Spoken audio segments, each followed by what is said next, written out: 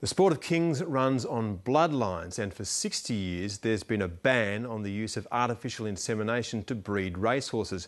That could change soon when a federal court judge rules on a marathon case launched to test the prohibition. The industry says ending it will trigger tens of thousands of job losses locally and divide the sport internationally. Greg Hoy reports.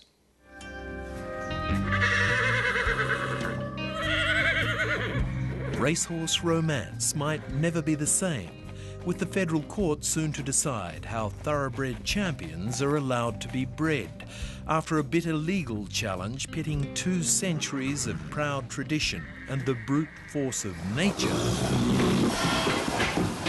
We are talking about a 600 kilo plus wild animal.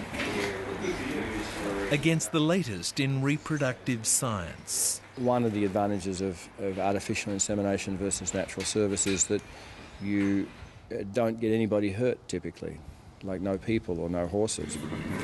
Victorian vet Angus McKinnon runs the world-renowned Goulburn Valley Equine Hospital, using chilled or frozen semen from donor stallions duped by so-called phantom females to fertilise up to 10 mares at a time.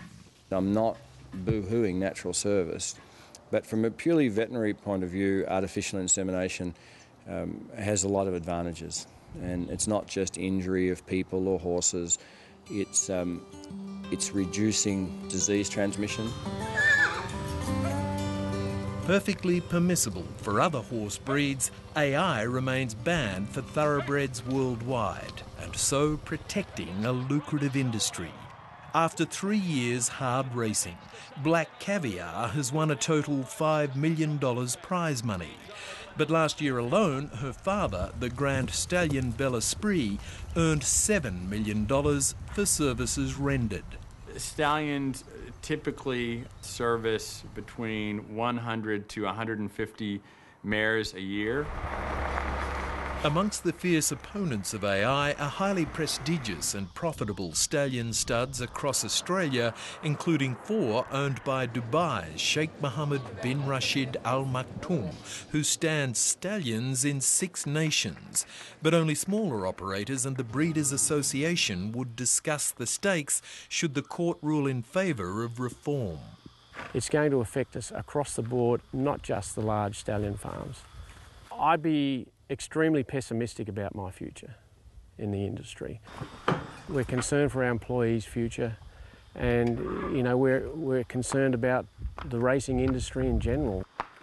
The 794 stallions that stand currently in Australia, even if you halved that number, you could render the 64,000 people that are currently employed full-time by this industry, you could probably half that number. Our exports every year total approximately $200 million, and I think to put that at risk is a very dangerous situation. Reformists say the barriers to entry are sky high.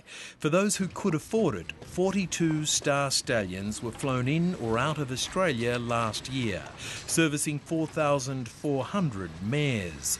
Another 3,700 mares were flown in or out of the country to meet and mate for similarly high fees, which are set to fall if artificial insemination is allowed.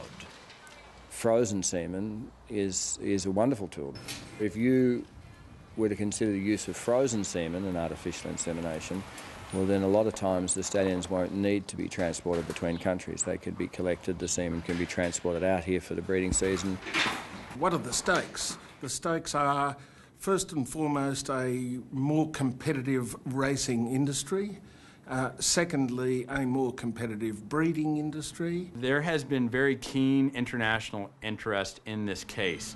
Formerly with the Kentucky Thoroughbred Association, Chauncey Morris now represents around 3,500 thoroughbred breeders in Australia. Australian bred horses would no longer be eligible to race outside of Australia. Those markets and all of those opportunities to Australia would just simply cease to exist if Australia were to introduce artificial insemination. Who knows? I don't think that's an effect that's going to last very long, but nevertheless, they say it. It'll take some years, 2 or 3, maybe 5, but other countries will follow Australia. Until now, no one was big, bold or rich enough to challenge the AI ban backed by racing authorities and breeders in court. Then along came the maverick former bookmaker and breeder Bruce McHugh, flush with funds, having pocketed around $55 million, weathering a withering punting spree by the late Kerry Packer in the 1990s. McHugh mounted a formidable legal challenge to the AI ban, with witnesses like horse breeder, lawyer and former head of the Australian Securities Commission, Tony Hartnell. The court process has been used until Bruce McHugh stood up as a barrier to entry. So this is what all the fuss is about. It is, dare we say it, history in the making. Should the rebel Bruce McHugh and those who support him be successful, the age-old tradition and serious business of thoroughbred horse breeding in Australia, if not around the world, will finally succumb to science. So what would be better for the horse? I believe there's very little doubt that if you serve a mare through AI by a vet, you will end up with less disease or less possibility of disease or infection. There are 800 stallions standing in Australia. That will probably be reduced to under 30 or 40. And I think that's just narrowing the gene pool. It's a common fear that if science succeeds, race fields in the future may be dominated by offspring of fewer super stallions. I'm not sure that the industry can self-regulate. It's a bit difficult when you're given the option of breeding a lot of horses to your stallion. I mean, you're probably going to take that option.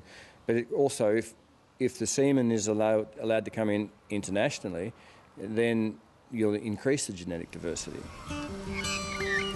In the end, thoroughbred authorities have argued in court that Mr McHugh and his merry men should simply go away and start their own rival competition and racing stud book. But that seems extremely unlikely.